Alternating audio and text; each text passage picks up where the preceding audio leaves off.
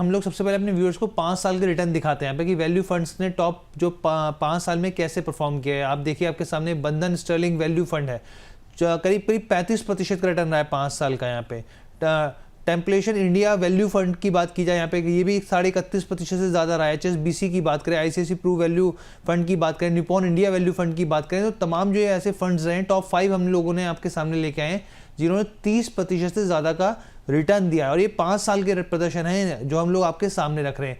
Ma'am मेरा यहाँ पे सवाल यही है कि ये जो फंड जिस तरीके से परफॉर्म कर रहे हैं, आपके हिसाब से ऐसा क्या है मैम कि जो आपको लगता है कि यहाँ पे ये किस वजह से बेहतर प्रदर्शन कर पाए हैं? हर्ष, सबसे पहले तो मुझे बहुत अच्छा लग रहा है कि हम ये 5 साल के टाइम होराइजन की बात कर रहे हैं। जी। अगर हम पिछले हफ्ते के शो में अगर हम जाए तो मैं हमने एक बात की थी कि अगर आप इक्विटी इन्वेस्टमेंट कर रहे हैं तो आपके पास टाइम होराइजन 5 साल के मिनिमम ऊपर होना चाहिए। तो ये सबसे बड़ा एक पॉइंट है जो आप लोगों उसे कंटिन्यू कर रहे हैं। I am really happy. बात करते हैं हमारे ये फंड्स के रिटर्न्स की।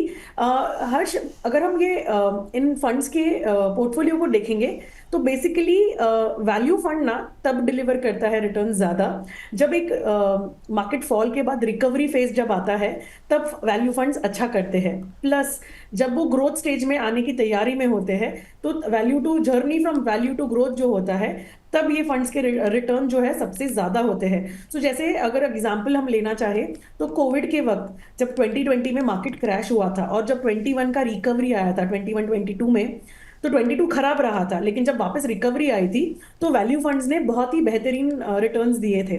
तो ये एक फेज होता है जब वैल्यू फंड्स अपना रिटर्न्स डिलीवर करता है। तो जब भी आप अपना एक पोर्टफोलियो कॉम्पोजिशन करते हैं तो वैल्यू उसमें से एक होता है। अच्छा मैम, क्योंकि यहाँ पे बहुत तरह की गफलत रहती है, कंफ्यूजन रहता है यहाँ पर कि वैल्यू ट्रैप और जेन्युइन वैल्यू अपॉर्चुनिटी फंड्स में क्या अंतर होता है यहाँ पर। मैम इस चीज़ को समझाइए और पूरे तरीके से मैम एक बहुत ही आसान भाषा में हमारे व्यूअर भी समझ सके कि भाई वैल्यू फंड्स क्या कैसे होते हैं, कैसे काम करते हैं और जो फंड्स हैं वो कैसे पिक करते हैं मैम यहाँ पर। हर्ष, तो अगर हम देखेंगे जैसे ये आपने टॉप 5 फंड्स को दिखाया है जी। रिटर्न्स की, तो आप मोटा मोटी देखेंगे तो they are ranging between 30 to 34%। किसी ने 4% से ज्यादा डिलीवर कर दिया है among the value fund category. तो जब भी हम वैल्यू फंड्स देख रहे हैं तो इसमें इकोनॉमी से कनेक्ट होता है। अगर इकोनॉमी अच्छा करने लगती है डाउनफॉल के बाद, तो वैल्यू उधर दिखता है और वैल्यू का परफॉर्मेंस उसमें आता है। अब जब हम बात करेंगे कि इसमें कौन से टाइप के स्टॉक्स होते हैं, तो जैसे आप PSU ले लीजिए। लास्ट 3 साल में PSU स्टॉक्स ने बहुत ही बेहतरीन परफॉर्मेंस दी है। या कोई गवर्नमेंट स्टेक होल्डिंग वाली कंपनीज होती है जहां डिविडेंड बहुत हाई होता है। ऑयल हो गया, एनर्जी हो गया, डिफेंस हो गया।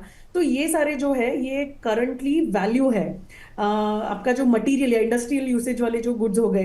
तो अगर हम देख रहे हैं कि ये सेक्टर्स में अगर बदलाव आ रहे हैं, रिकवरी आ रही है, ग्रोथ आ रही है, तो इवेंचुअली ये वैल्यू स्टॉक्स बन जाते हैं। तो ये वैल्यू ट्रैप नहीं है, वैल्यू को कैच किया है लोअर रेट्स पे, जिससे कि आपके अगर इस ये सेक्टर रिलेटेड अगर आपके पोर्टफोलियो में स्टॉक्स होते हैं तो आपके रिटर्न्स बढ़ जाते हैं।